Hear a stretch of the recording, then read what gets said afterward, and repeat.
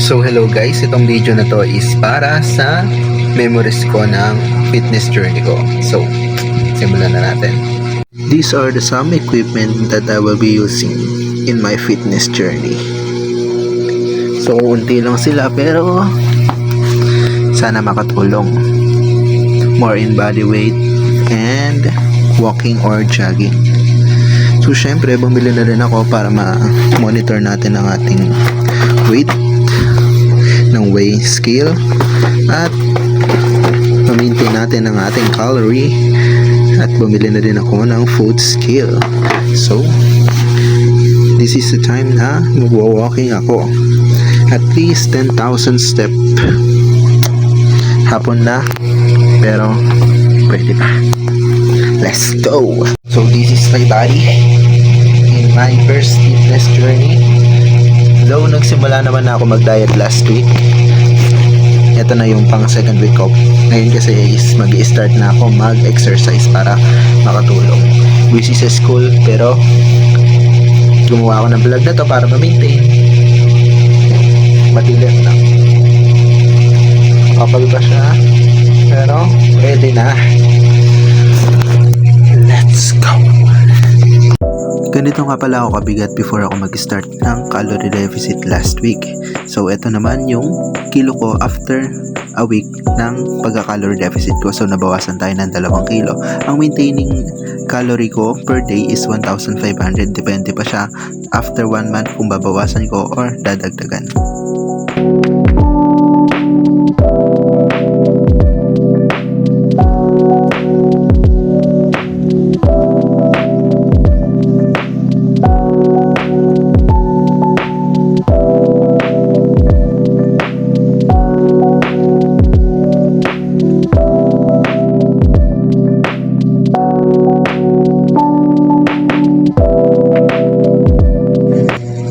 So, sa nakikita nyo, kasama ko ang aking nanay. It serves as our family bonding na. Yung pagwa-walking kada hapon or kapag madaling araw. Wala yung isa kong kapatid kasi nga may pasok siya.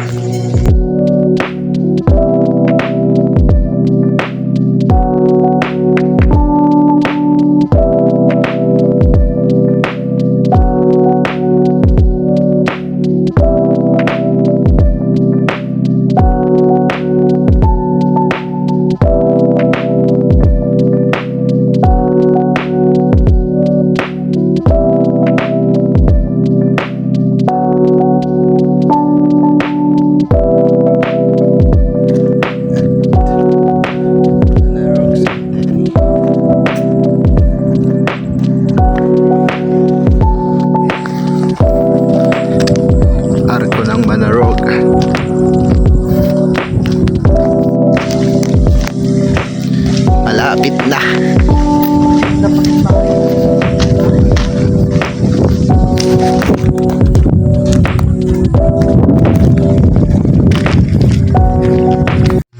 So here we are again sa aking office. Sabihin din na aking solar, ibig sabihin alas 7 na. 10,000 done. Then next exercise naman.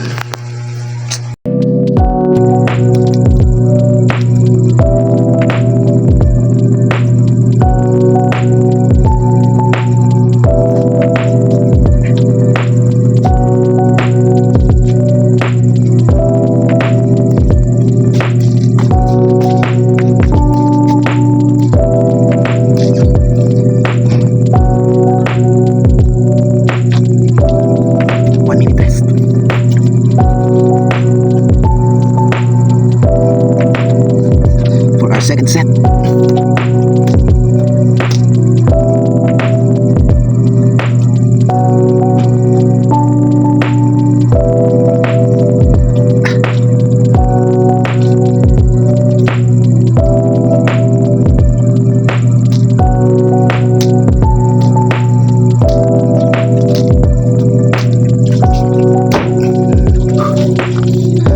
Exercise.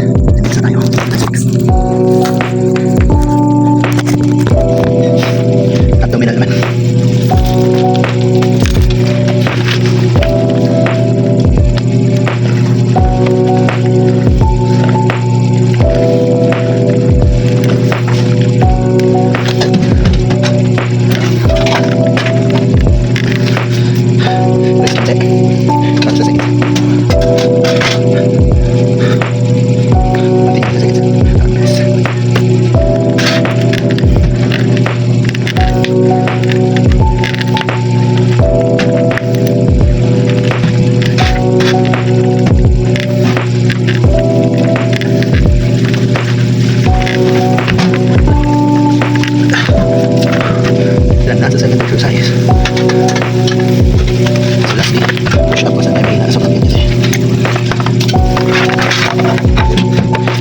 Napaka-comfy po siya balat natin is white.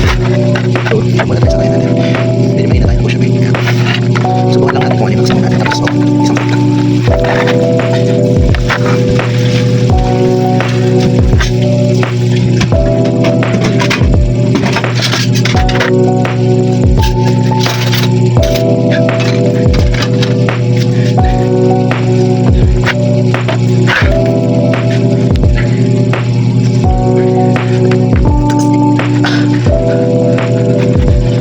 Doon na lang muna.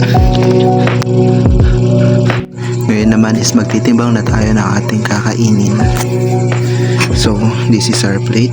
I-open na natin. Yan, 0 na siya. Dutin lang natin yung tier para pumalik siya sa 0. Then, kuha tayo ng pang 1 cup of rice. So, 1 cup of rice is equivalent to 158 grams. 118, 166, bukasan natin. Yan, okay na yan, 157. So, yan, meron tayo 1 cup of rice. At ang ating ulam is, yan, lahat na yan, char. So, ang ating ulam ay kinisang sibuyas. So, pindutin uli natin yung tier para bumalik sa 0 at masukat natin kinisang sibuyas at masukat natin sa application. So, meron tayong 40 grams. Dagdagan natin ng konti para yan, okay na yan, 45 grams. So, ang ulam natin is 45 grams.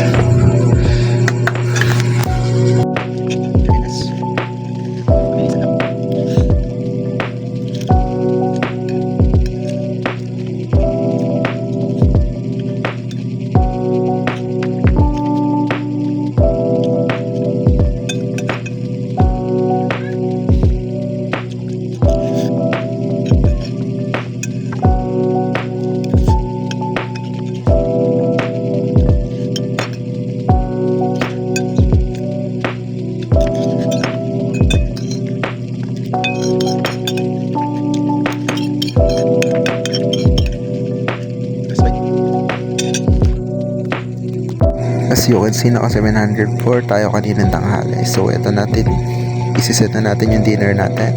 White rice, 158 grams. Ginisang sibuyas. So, dahil wala nga ako makita dito kaninang ginisang sibuyas, ang ginawa ko na lang is nag-search ako sa ChatGPT. So, nilagay ko ilan na calories ang meron sa ginisang sibuyas sa may itlog. 45 grams sa sibuyas sa may itlog. So, ang lumabas is 70 to 90 calories. So, naghanap ako ng pera. So, doon tayo sa pagitan. Ang nakita ko ay kinisang broccoli na merong 85 calories. So, eto na. Meron na tayo 440 na remaining pa. Nga pala, bago matapos ng video na to, gusto ko lang sabihin na kaya ako sinisimulan yung fitness journey ko na to bukod sa para makatipid kami sa bigas, sa pagkain. Siyempre para na din sa kalusugan. Though wala naman akong sakit sa kahit ano, hindi mataas yung sugar ko, okay naman yung blood pressure ko. Ang isa lang mataas sa akin is uric acid. So para sa akin na din is, though nasanay naman ako sa medyo mabigat ako, medyo mataba. Ang sa akin lang is, ngayon kasi is parang sumobra na. Medyo nahihirapan ako. Halimbawa sa pag-upo, medyo nararamdaman ko na naiipit yung tiyan ko. Medyo ayun, pero nabibigatan na ako tapos medyo napapagod na rin masyado. Though nasanay naman na ako doon.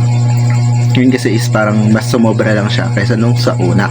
So sinisimulan ko itong fitness journey na to hindi sa para gumanda yung katawan ko, para mag-improve lang yung health. Gusto ko din ulit maging flexible gaya ng dati at mas maging active. Kasi madalas, halimbawa kumakain ako ng sweets is inaantok ako. Though kapag may klase kami, madalas is inaantok ako sa klase. Kaya wala ako naintindihan. Sa handouts na lang ako naka-eskwela ko bumabase. So ngayon, ito, nagpapalusog para sa susunod maganda na ang katawan. Stay healthy everyone. And I will consider it day 1 done.